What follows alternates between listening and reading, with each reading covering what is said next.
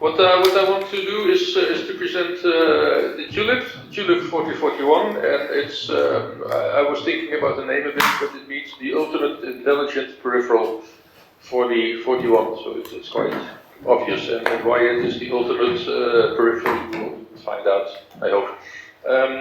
If you have questions, please interrupt me. After the presentation, I will do a demo. So I have a setup here with the camera, and I have a unit completely assembled and working. So I will show some of the features. So I will tell a little bit about how it started, and then go into more technical details, how it really works. Wait, yep. 2 seconds, Meindert. Yep. So myself, I already saw the video of HHC. I'm in the farm, I see already the tulip. I know what is it. So the first question I will have here in the room is, who knows already what is tulip, or who don't know what is a tulip?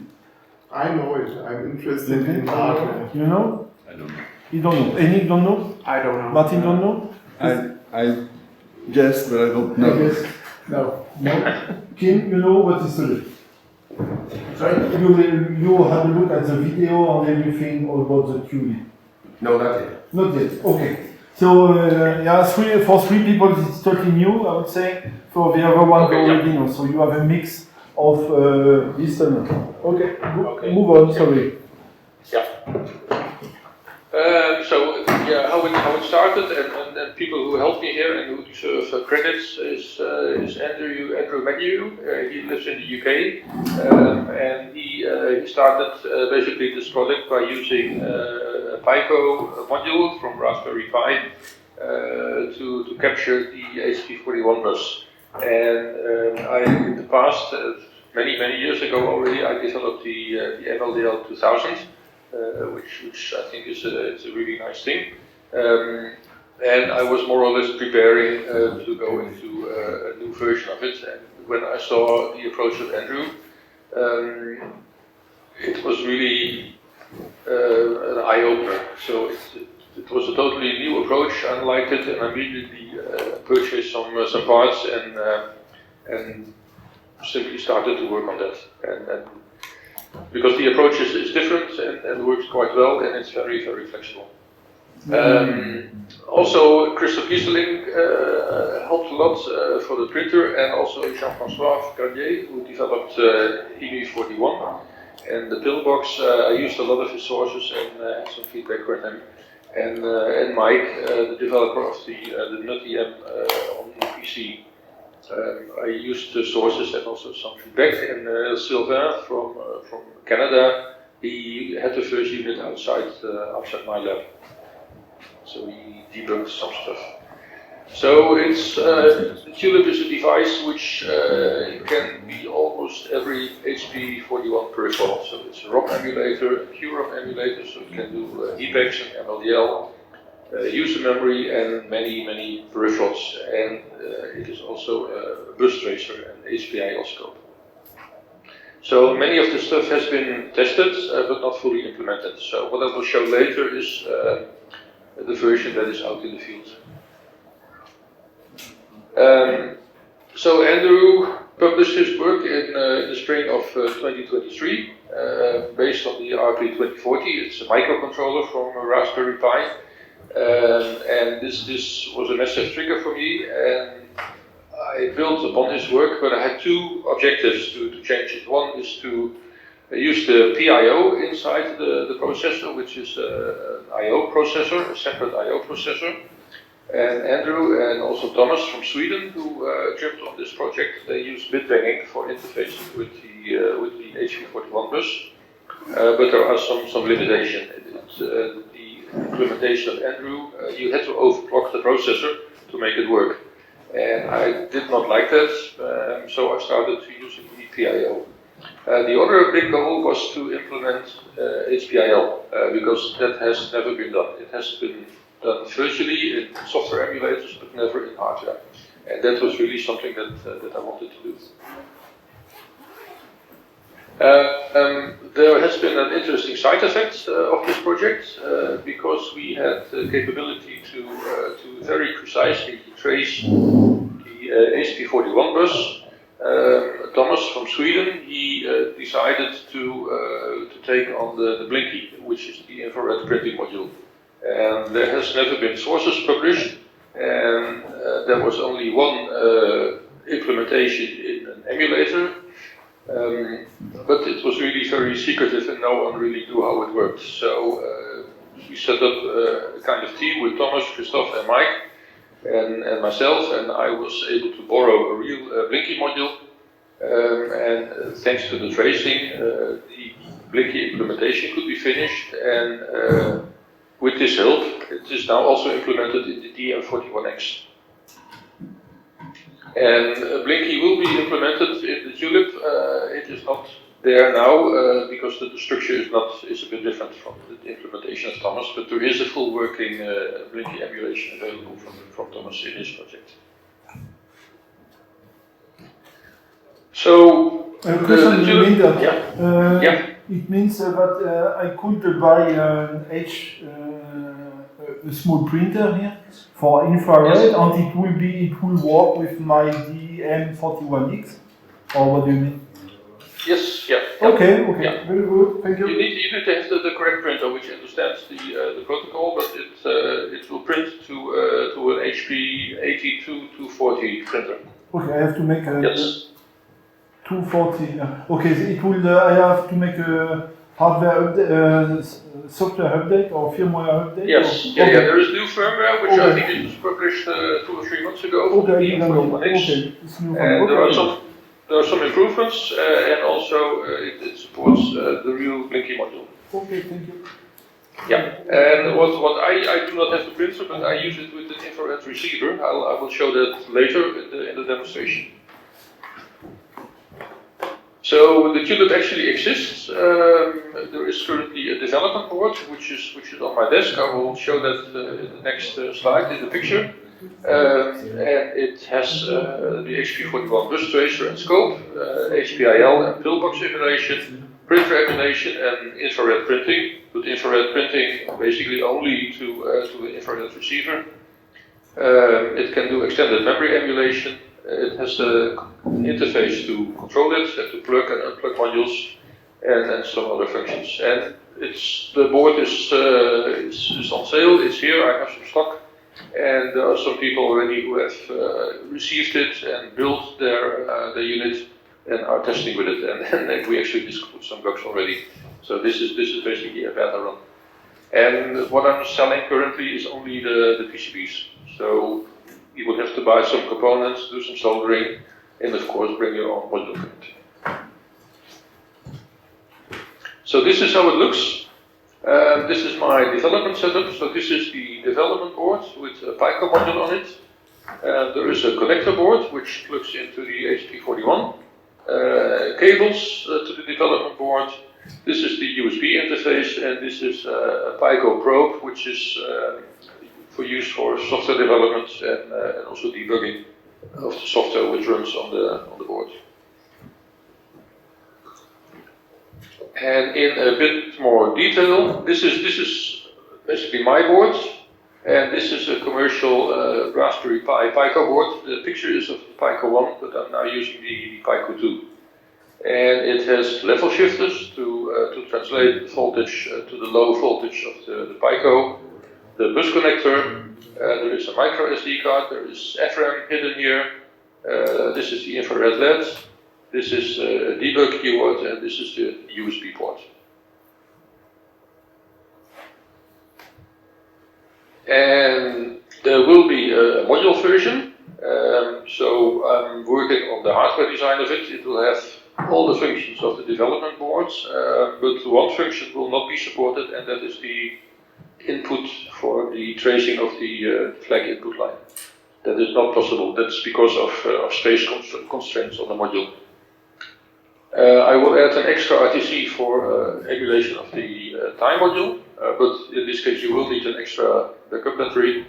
It will have more flash than currently. There will be a special printed housing, 3D printed.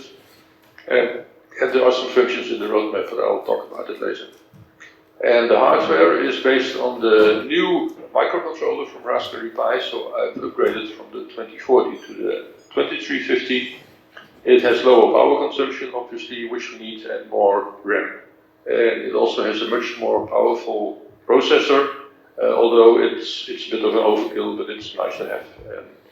One of the advantages here is that we can reduce the clock frequency, so it consumes less power. Yeah, Meindert, when you see you will have the AFI inputs, there will be limitation due to room constraints. For me, Yes. Yeah. it could be like a hot rod when you see a vehicle. The engine is sticking out of the roof of the car. I will not care. So for me, if the module is 1 centimeter longer in the back of the HP41, it would be fine for me. Yeah.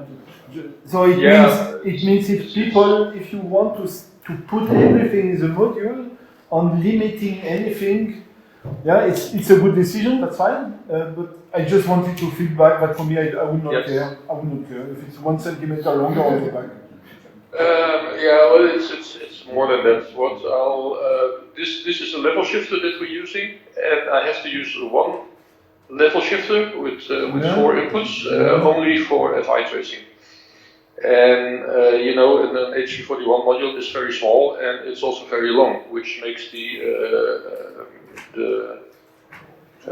hardware design quite tricky. Yeah, but if you are 10 centimeter longer, I would still accept it.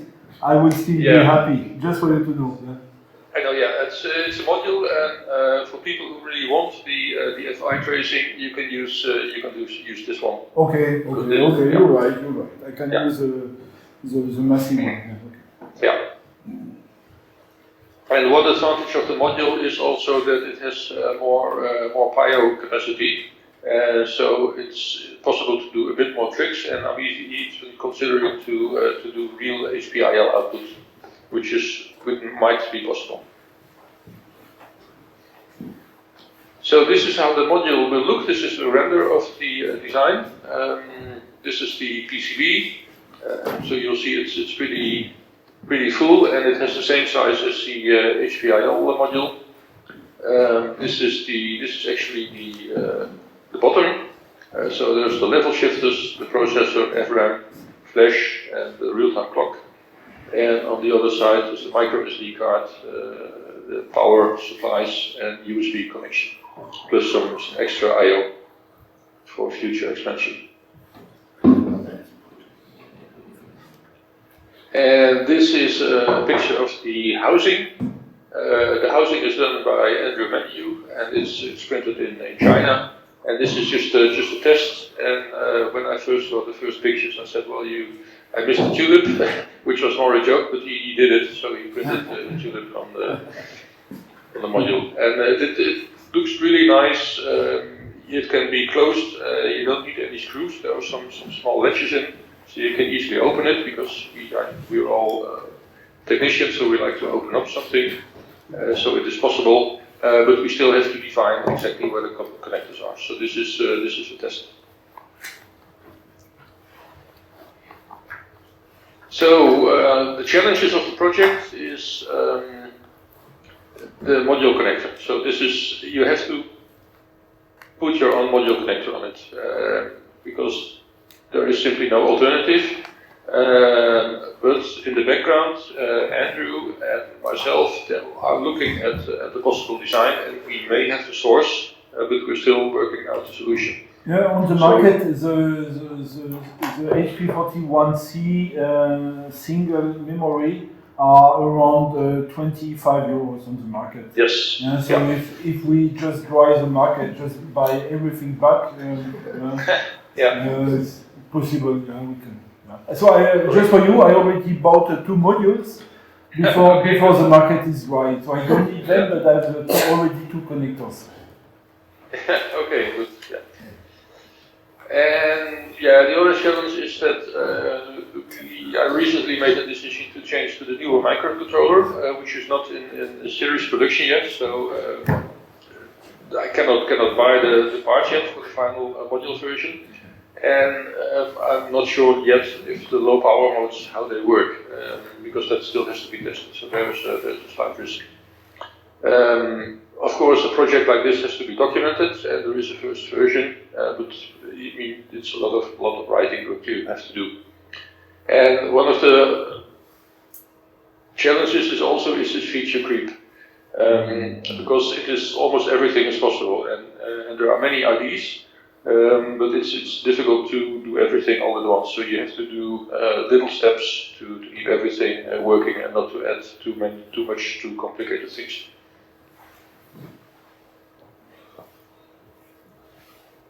So we now go into some more technical stuff. If it's too boring, please let me know. Then I can skip stuff, but I'll just continue. So there is a microcontroller from Raspberry Pi. It's called the RP2350, and it has some very unique features. Maybe the Clonix or the Novram modules. It's based on a microcontroller, and the HP41 bus interfacing is fully done in software. Okay, wait a second. Everybody know MLDL 2000. Everybody know Nov 64. Everybody know Diego making the modules or not? I do. And HPACs. Okay, If you can find a HPACs. Yes. No. No, Carl.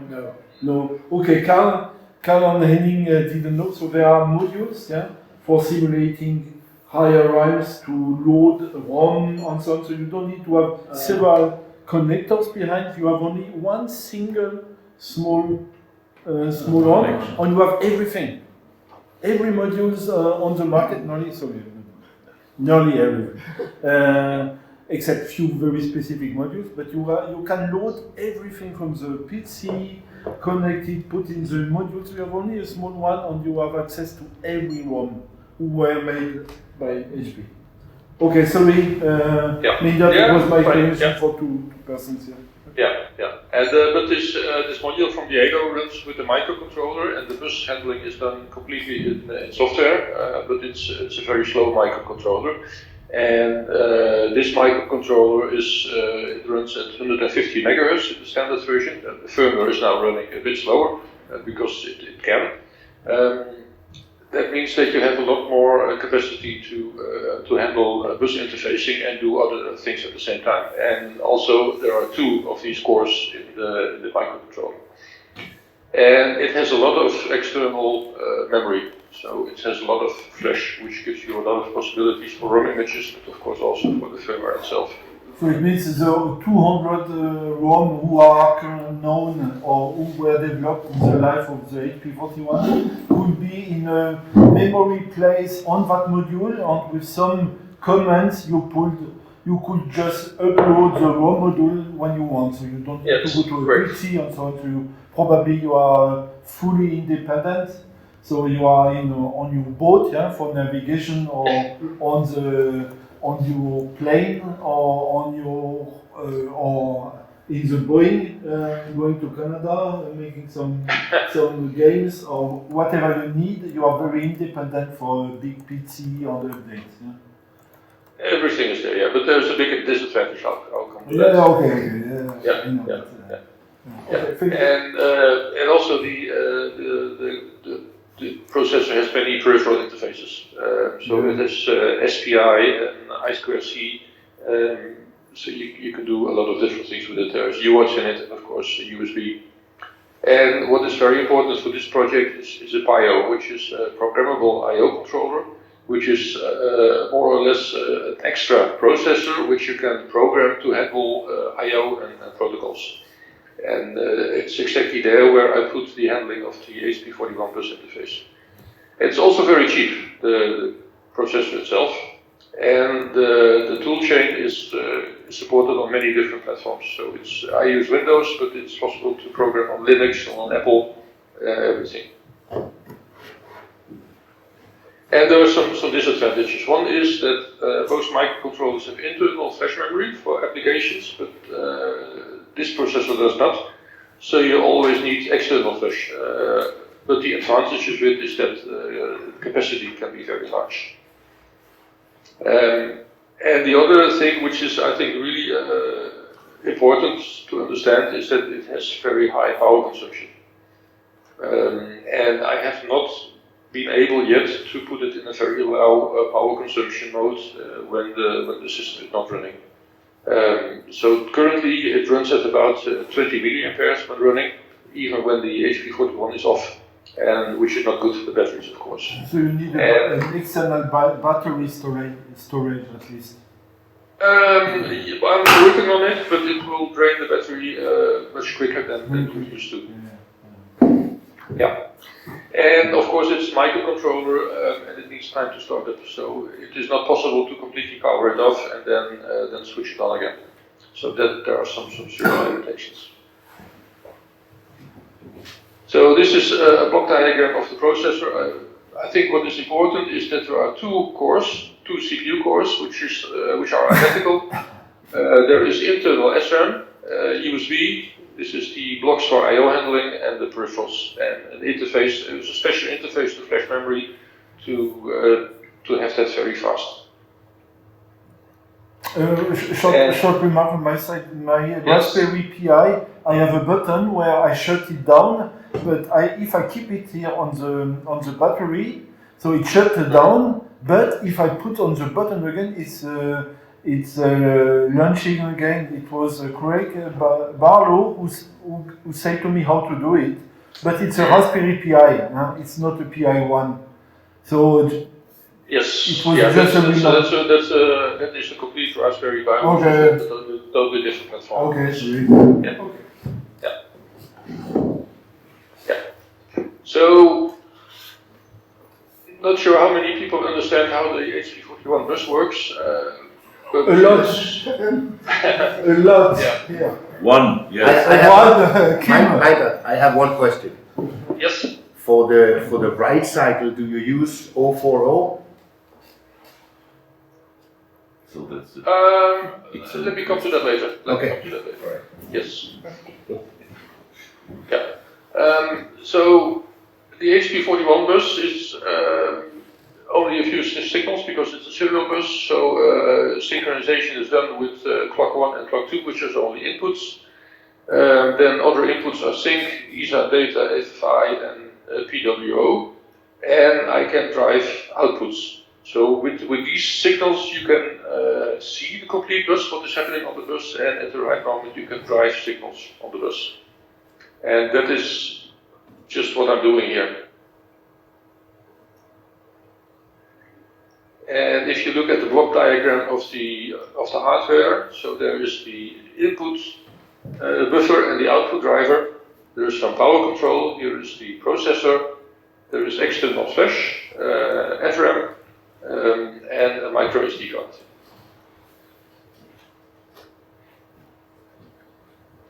And the architecture is not very complicated, but in practice it may be not so easy. So this is the HP41 bus, and this is the PIL, which is a very low level. It's programmed in a kind of assembly language with a very limited instruction set, but it runs at exactly the main clock cycle. So in this case, it's 125 megahertz. So what I do here in the state machines is to do all the synchronization and clocking, and then present instruction, address, and data to one of the cores, and this is the critical core. And the critical core loops from T0 to T0, and there are some deadlines, and you cannot afford to miss the deadline. And if there is any action taken, then you have to provide data, a flag or carry or an instruction back to the state machine, and there is another state machine that takes care of all the timing and presents the data. And for example, for MLDL write operation, the 040 instruction, it is simply implemented here. How the software responds. So you can respond to a 040 instruction, but you can also use other instructions. There are some unused instructions that are very easy to. And also in this core, I catch, for example, the hpcalc instructions. So Meindert, two seconds. This answered my question. The original idea by making a machine language development lab, MLDL, was that you can actually read and write into a ROM. Yes, yeah. But that's not possible. We all know that. But if you replace the ROM with a RAM, then you need a write instruction that says, I'm writing now. And what they did in the old days is they took a knob for the coconut, and there are many, as Meindert says, there are many of them, and the most used one 30 years ago was the 040, because it's not used for anything. But you have many of them, as Meindert says, so you can use any one of them, you just have to pick one that is a knob for the CPU. So that's that is one thing, and the other thing that we did, or actually that Thomas did, is to catch instructions, for example, for hpcalc or the printer, where you have peripheral instructions and then a number of instructions which are executed by the peripheral and not by the processor itself. And this is done in software. It is programmed in C, and I think this is one of the reasons why I think I am allowed to call it the ultimate peripheral, is that you can really do everything with it. So is it okay I interrupt very little limitations. Is it okay I interrupt a little more, Meindert? Yes. So the interesting part with the CPU that we're talking about here is it's the same CPU essentially from the 35. So the CPU was used in the 35 and in the classics and all the way up to the 41. And what Meindert is telling us right now is one of the key differences in the 41, the coconut, was that they actually had instructions to handle peripherals that acted on their own. And that's the only thing they did on the CPU pretty much between the 35 and the 41. That chart you saw with the 56 and the ESA and the whole bus thing he showed, it's exactly the same on all the calculators until the Titan comes in, which is Saturn, the 71. Sorry, Meindert, I saw some. Yeah, no, it's good to explain that. Yeah, and here I can do extended memory emulation, so I can catch any instructions that I like and do something with it. And I can also control and drive the flag input. I can set the carry like the printer does. So there are no limitations as long as you meet the loop from T0 to T0 and then some deadlines. So if I understood, Meindert, until now everything was done with PIC processor or FPGA in order to be fast enough to catch the T0 to T0. Now you are using just a new hardware who is very cheap and easy to manipulate with standard programming, which is C. Basically, everything is now software, including which is the PIO, is the handling of the timing, the low-level timing of the bus. But it's not in C. It's a kind of assembly language. Assembly. Just for PIO. Only for PIO. On where? Only for PIO. On where do you have this PIO state machine? In which in a separate processor? No. It's inside the microcontroller. Okay. I'm sorry, don't misunderstood me when I'm saying it's easy. I don't know how to do it. No, it's not for me. It's not possible to do it for now. Yeah? But I would say it looks easy. It looks. Well, and I think it's easy because it's all software. It doesn't mean that it is not easy. It's actually quite complicated. Yeah, complicated. But it's not. It's a different level than with an FPGA or an hardware. Yeah. And there is a second core which I use for the non-critical stuff. So it's a command line interface, a tracer, the hpcalc framing. The pillbox is actually emulated in this part. The USB stack runs here. You can control the micro SD card. You have two cores, and you can. I have two cores in the processor, yes, and I'm using them both. Yes. On the two cores in such PI, you can handle it in parallel. Yes, yeah. Okay. So basically, what you have is three processors. One is for the low levels of the high level flow stuff. One is the critical emulation layer, and this is the hardware interface layer, which is multiple state machines. But you can see it as a number of very small I/O coprocessors. So you are squeezing the whole juice out of a PI. I'm using the PIO. Yes, yeah. Really squeezing It's quite intense. Yeah, I'm using a lot of tricks which can be done with the PIO to implement all this. Wow. Interesting. Okay, I want to move on to some of the more calculator-related functions, and so I've done the hpcalc emulation, which was my main goal to do this. It's based on the sources, and because it's a software implementation in the processor, so I used the sources of V41 and EMU41 for the implementation. Of course, the hpcalc printer ROM is there. It can be disabled, and then it will not go to page 4, so you can do other fun stuff there. And it has the pillbox also built in. So the low-level core does the emulation of VL instructions and the registers, and the high-level core does the hpcalc framing and control loop and pillbox emulation, and it connects over USB to a virtual hpcalc device. So you have the module in the computer, in the calculator, and a USB connection to a host computer, and that's all you have. And there is a microcode tracer, because I'm catching all the everything on the bus. I can also present it, which is, I must say, this is totally fun to see everything. And I can trace it almost in real time. So what you see? Yep. Oh, sorry. You just answered my question by going to the next slide. Thank you. Okay. I have a question. I will also demonstrate this. Yeah. A question from So Henning. Henning has a question. Yeah. Question from Henning.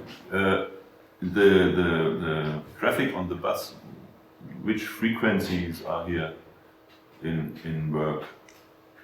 The frequency of the bus? Yeah, some idea. You mean the HP bus? Yes. Yeah, the HP41 bus, the clocks run around 1 megahertz. Okay. And one cycle is 56 of these clocks. So a normal 41 would run at around 650. A normal 41. I think so. That's probably about right. Yes. But it's still amazing that you can. It's amazing that you have a state machine that catches all that shit. It's so cool. Yeah, it is. Yeah, it is crazy. Yeah, and the first versions of what Andrew did, and that's also how it's done in the Clonix and in the Novram, is that it's the firmware runs from clock to clock to catch the cycles. So in between the clocks, you have to process the data, and it's the Clonix. I've spoken with Diego and did some modifications there. It's very challenging, and it's really quite impressive that he did it. And this is actually much simpler, much easier. So what you have to imagine here is that when it runs sort of, I don't call it a cycle, but call it a machine cycle. It shifts all 56 bits on the bus, and then it tells what to do. And then again, yes. all 56. So when the machine is running, it's putting everything on the bus. You just need to know how to catch it. Yeah. And that's the crazy part about those calculators. It's all is happening 56. So even if the clock is 650, a cycle is 56 because it has to shift all the bits. And then it has one CPU cycle, and it turns around like a mechanic machine. And then the next 56 comes, And some of it is instructions, some of it is addresses, and some of it is actually data. You just need to know what it is, and that's where the sync comes in. It's crazy. What I've added to this is a disassembler, so you can more or less read the instructions. The processor is fast enough to do this. I do this with a lookup table, and the lookup table is in Flash, and I have a lot of memory, so there's really no limitations here. And I also trace the HP and hpcalc registers, just for fun. I have a comment. So this is Christophe de Linchin. I told you yesterday that I used to work in the HP Instruments division, and all the VXI bus instruments were using internally 56-bit shift registers that would work exactly the same, so that you could connect on this bus. That was a nightmare to program from C when you were driving them with a PC. Yeah, well, it is still difficult. It would have been better if the cycle was 64 bits. Yeah, exactly. That would make things a lot easier. But yeah, it's just how it. But yeah, it does complicate things. Yeah. I will show this in the demonstration later. So I also did printer emulation. So this is the 82143 printer that is emulated, and it prints to a virtual USB serial port, and at the same time it prints to an infrared LED, and I'm using an external infrared receiver to connect to a printer simulator on the PC. And one of the cool things is that in the firmware I can do a virtual push of a print or advanced button, and also put it in manual trace normal mode. And I've also you have to power it on, and you have to load paper from the command line interfaces like a real printer. And if you do not load paper, you will get the message no paper. And you're the one that sells the paper. Yes, that's virtual paper. So to control the unit, there is a command line interface to get status and control, to go to firmware upgrade mode, to plug and unplug ROMs. So it's basic, but this will be expanded. And you can also control filters for the tracer. So you can skip ROMs or address ranges. It's not complete yet. Lots of things will change here, but this is the basic version. And also to firmware upgrade is extremely easy with this microcontroller. So the status of today is that the developer board is ready, it's produced, it's shipping, and because people are building it. I've tested on most variations. The sources have been published, but I removed the sources due to a bug, which is now cleared. And I still have PCBs available. So if you're enthusiastic, you can buy the PCBs. You will have to do some soldering, of course. So there is a set of functionality which is currently, and from this the functionality will be expanded. For example, there is a micro SD card on the board. You can read it, but it's not used for any functionality to put ROM images in the device. And what will be next is just check the users who have built the board, and then work on the hardware design of the module version, which is still some things to do.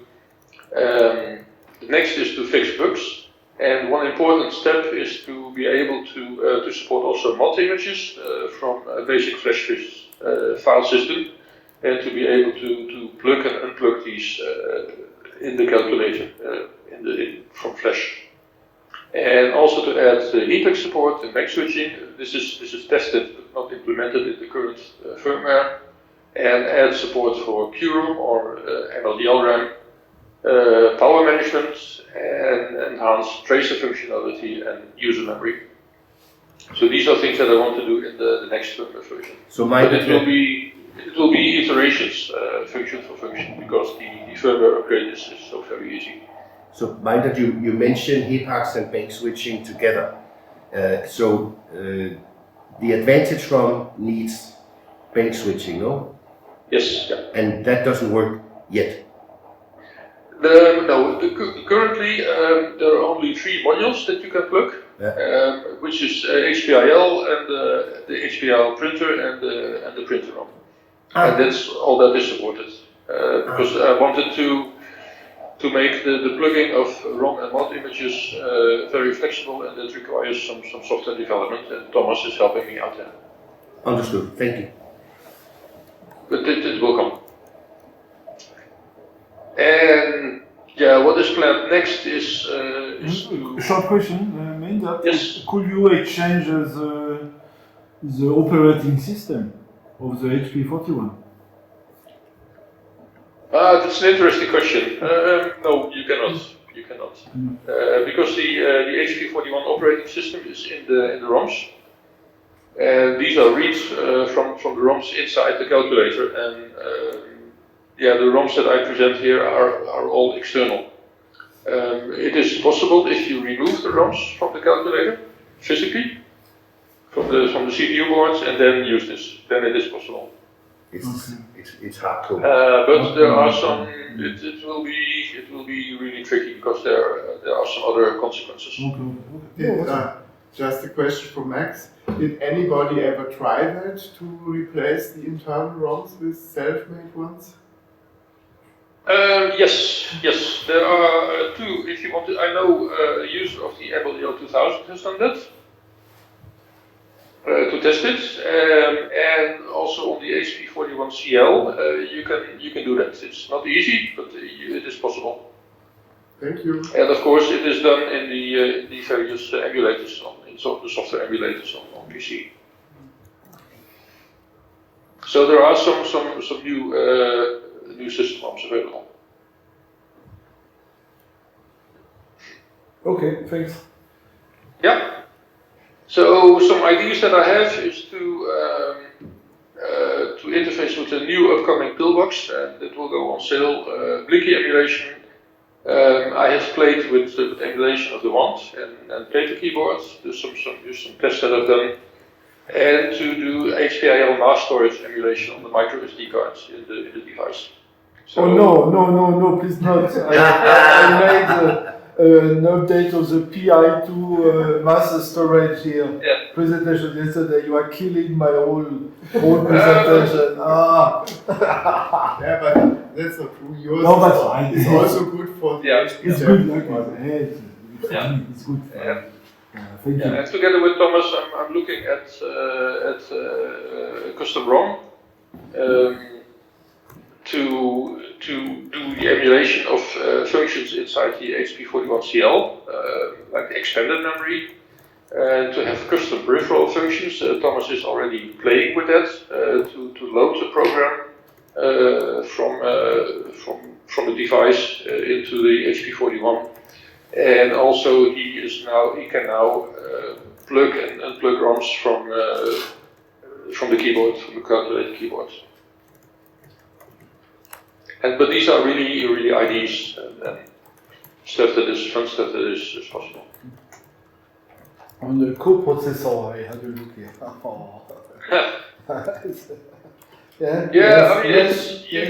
You simply define a new peripheral function, and there are many ways to do that, and then do something very quickly in the microcontroller and return the results. So it's not complicated. It's not complicated. But you have to do it. That's simple. What are your, here's Henning again, what are your ideas about this wand or WAND or pronunciation, emulation? That is this the barcode reader, the one? Yes. Yeah, well, it's not the barcode. Thomas has done that, and I have played with it just for some testing. But he can, I think he can have, he has a software tool to read a PDF of a barcode and to send that to the HP41 using a TULIP-like device. Because I think there is, from the early years, you have many programs just in barcode form or in printed form in PDFs or scanned and so on. And I don't know how you get that into your HP41, except you have a real barcode reader. But this is would be a solution for that, yes. Yes, yeah, I've seen it from Thomas. He's not publishing it, but it works. Yeah, he has software to read a PDF or graphics with barcodes and to feed that into the calculator using his version of the TULIP. That's a big thing, I think. This is very cool. Yeah, very cool. and I just tested it with a small fixed program which I put in Flash to read the 3 lines of a program as it was barcodes. There's a lot of fun stuff that you can do with it. So I will go to the demonstration. So I'll stop this, and what I'll do is I need to get some other stuff running. So first, thank you for your interactive presentation. We welcome. stopped you, we discussed, you started again. Thank you very much. Okay, are there any questions in the time where my Meindert is trying?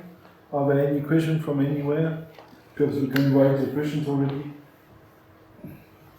So my interest is, it's very interesting. Yeah? I already said to you, my feeling is if it's sticking out 10 centimeters outside of the HP41, I don't care. But I will not have a look at that project. I have enough other things to do. But my interest is on my to-do or wish list for Christmas is HP41 128K RAM. So it means something like multi-mode and RAM together. Yeah. This is my On your 41. on the HP71. On the 71. Yeah, what I had a question before from someone in the UK, and the HP71 has a totally different bus. I know. But I know. once you figure out how the bus works, Exactly. you can interface it with the PO. You can do that on hardware, and yeah, the bus totally works totally different. But I don't think there are any limitations in what you can do or cannot do with this microcontroller. The multi-mod works the same way. Yeah, it's only a pick. It's only a hardware change from a pick to. Yeah, but what he does, he has to accept all the bus commands. You know, when you do the configure, that's the first thing the 71 does. Say, who are you, who are you, who are you? And then he gets an address. And he can manage that, the guy that did the multimod and the FRAM. Yeah, well, the first thing I did with the PO is to make sure that I can read the bus and monitor what is happening on the bus. So It's why it will be passive. Just extract everything from the bus and present it in a sensible way. Yes, it's why I bought a connector from Mark Fleming. So I have the connector on the card reader with all cables. Good. So normally I have to go to the shifters, level shifters to go to sniffing. This would be the first step, but I don't have I have to learn. That's why I have the ones that I hope. That's exactly what I do. Okay. It's exactly. Okay, very good. You just need a time. Well, first you need time, and then you need a scope that can do signal tracking. And then I use a logic analyzer with it, and on my TULIP module I have extra pins to break out all the pins, and for debugging, especially when developing the hardware interface, I use my logic analyzer quite a lot, just to make sure. And I have a few signals that go out for debugging. It's both for synchronization and for debugging. So, which is very low level, sometimes very difficult to track where you are. Exactly. It's not, I never have done that. I can't imagine how to do it, but I have to learn. It will take 5 years for me. It will take 5 years for me. Never too old to learn, no. No. Well, that's the difference. That's why software is not hardware. It's different people. Yes, different, It's different expertise. And then there are a few people that understand both, right? Like Meindert. And that was the interesting story about, as we're trying to get this on the screen.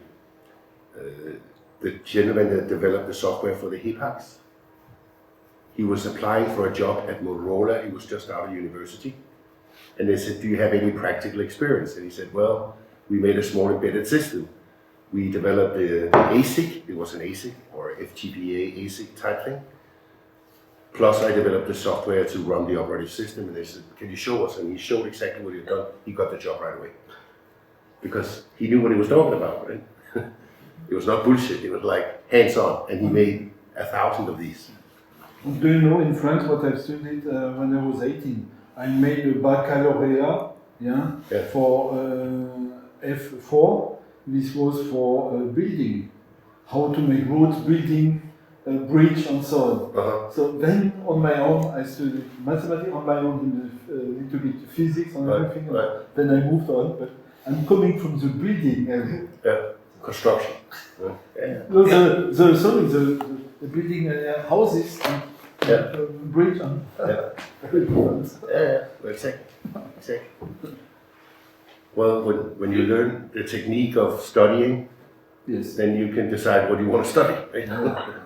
Then I moved to mechanical engineering and something. But first thing was in my life was making building, roads, bridge.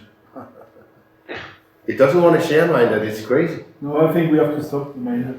Yeah, I'm sorry. For some reason, the sharing doesn't work. But so where can I find the link to your old video? It's on YouTube somewhere. Meindert. Yes. Meindert anywhere on YouTube, you'll find it very quickly. Yeah. Okay, so it's Meindert, it's him. So we see your face from Asheville, yeah. So 2 years ago you were already good looking, yeah. You were so much fun. So okay. So you can find Meindert on YouTube anywhere. All right, that helps me. Thank you. Thank you. Good. Well, I hope you have fun the rest of the day. I'm really sorry that I cannot make it to Stuttgart. It would have been really fun. Question? Any question? No? So fine. Okay, thank you, Meindert. Thank you. Good job, Meindert. This is good. It's amazing. Bye, Meindert. And have a nice holiday. You are on holiday, yes?